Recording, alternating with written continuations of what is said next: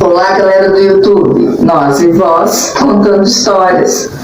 Olha só, se você gosta do nosso canal, deixa seu like nesse vídeo, compartilha, inscreva-se se você ainda não é inscrito, tá? Isso ajuda muito para que o nosso canal cresça, né? Para que o YouTube divulgue nossas histórias, ok? E hoje eu estou aqui para falar mais um pouquinho da minha história, a história da minha família.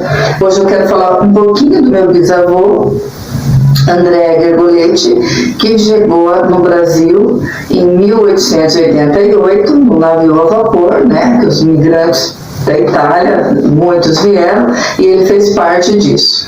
Então, nessa viagem para cá, infelizmente a minha bisavó Úrsula, ela faleceu durante a viagem, né? Então, sepultada no mar, que era como acontecia, né? As pessoas que faleciam durante a viagem, infelizmente, eram jogadas no mar.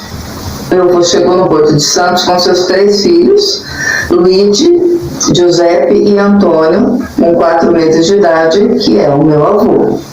Então, por sua vez, se casou com a minha avó Augusta. E eles tiveram 4 filhos, tá? Vou mostrar a fotinha aqui para vocês. Relíquia de família. Olha só. Então, a minha tia Íria, que é quem mandou essa foto pra gente, a minha avó Augusta, com o seu filhinho mais novo, tio Mídio, o meu avô Antônio, o meu tio, que a gente chamava ele de baixinho, e o meu pai, bem pequenininho. Então, a minha avó Augusta, ela veio a falecer em 1930, em dezembro, quando ela foi dar à luz a mais um filho, infelizmente, né? Então, essa foto foi minha tia Íria, que mandou para minha irmã Josi. Vou mostrar aqui a dedicatória. Olha só que linda a letrinha dela. Infelizmente, minha tia Íria faleceu já também, né? Então, minha avó faleceu no parto, né? Infelizmente, ela e a criança não sobreviveram. E o meu avô teve outros casamentos, teve outros filhos, né? Mas o meu pai conta que ele tem a lembrança da minha avó Augusta, que ensinava ele a rezar, né? Ele dizia que ela era uma mulher maravilhosa, muito boa, muito católica, né? Devota de Santo Antônio. Até tem a história do milagre na vida deles, que meu pai nasceu com uma deficiência física no pé, né? Ele não ia conseguir andar sem aquelas botas ortopédicas.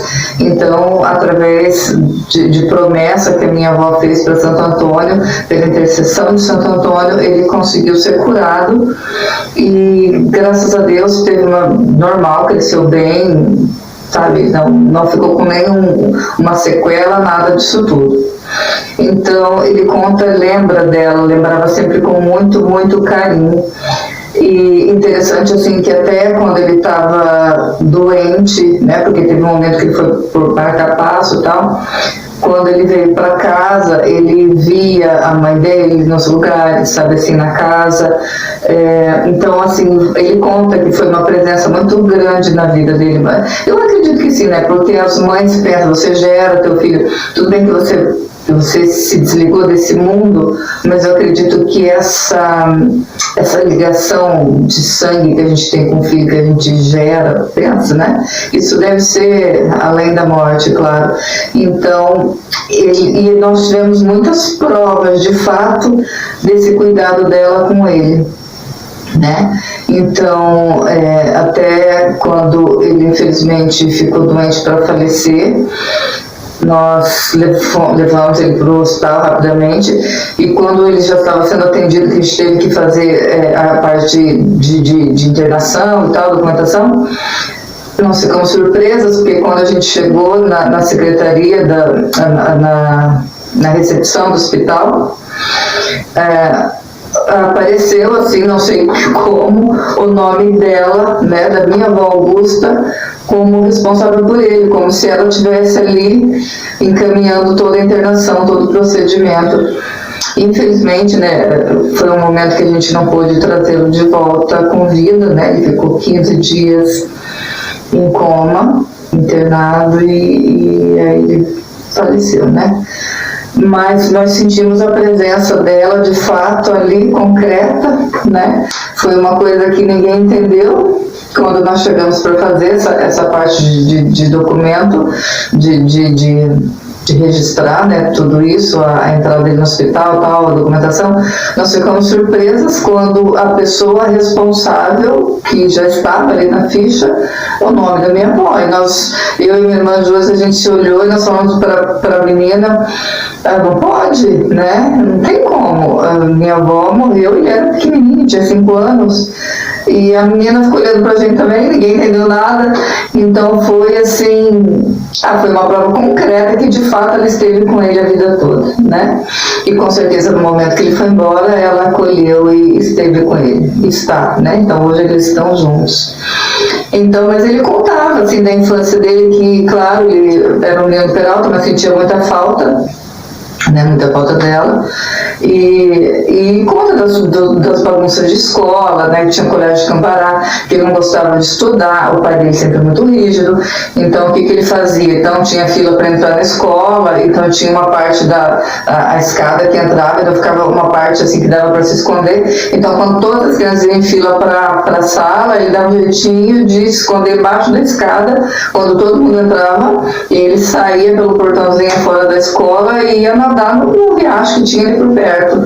Ele fazia muito isso. Então, quando chegava a época de mandar boletim para o pai, o boletim dele só tinha 0, sempre 0, né? Não tinha nada além de 0. Então, como que ele ia entregar aquilo para o meu avô, né? Um boletim inteiro, 0.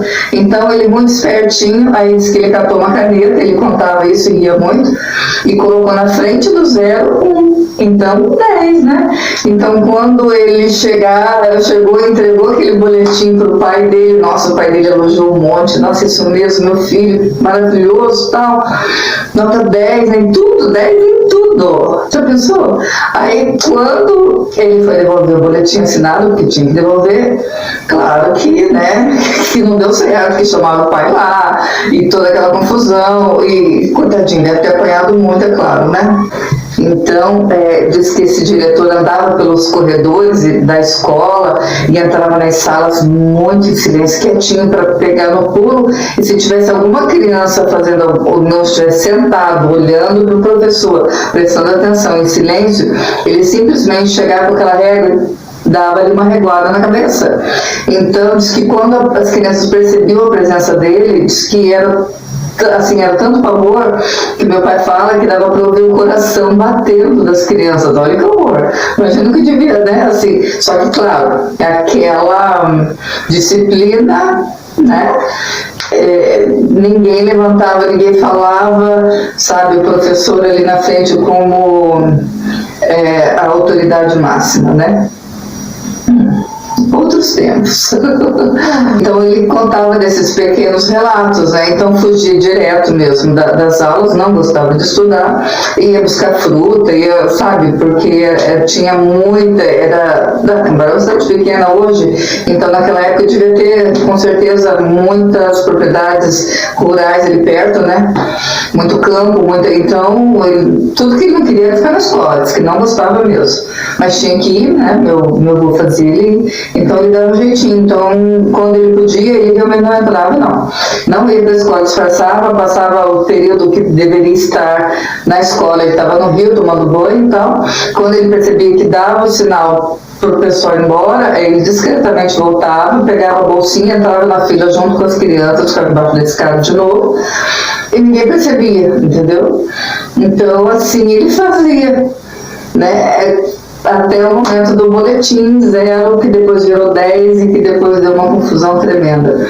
Mas são lembranças que ele tinha e ele ria muito. Ele daí tanto é que ele dizia que a gente normalmente fala criança não mente, criança inocente e tal, e ele dava muita risada. Ele falava assim, não mente, então ele contava as histórias dele, sabe, que eram muitas assim.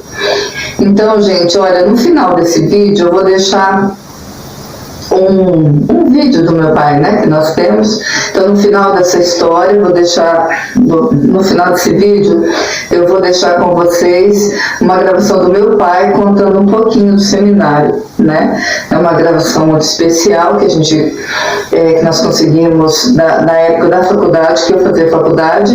Então, eu tentava fazer com que ele participasse muito da minha faculdade, desse depoimento dele, para que eu levasse para a faculdade.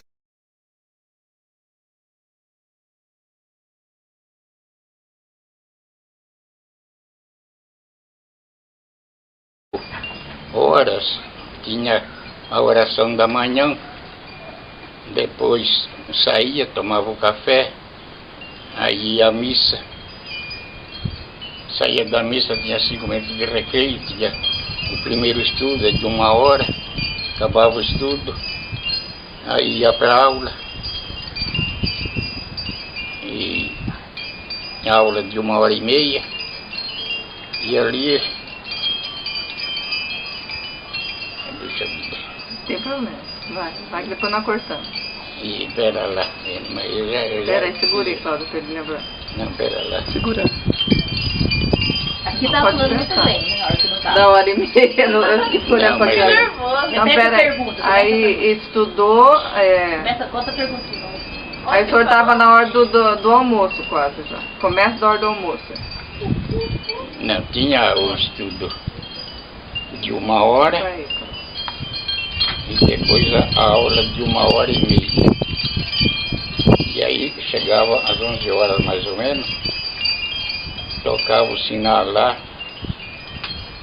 tinha 5 minutos de recreio, depois ia para o refeitório.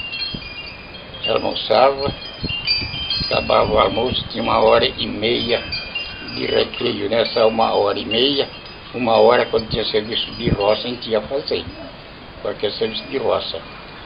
Terminou ali aquele servicinho 1 hora e tinha meia hora de recreio só.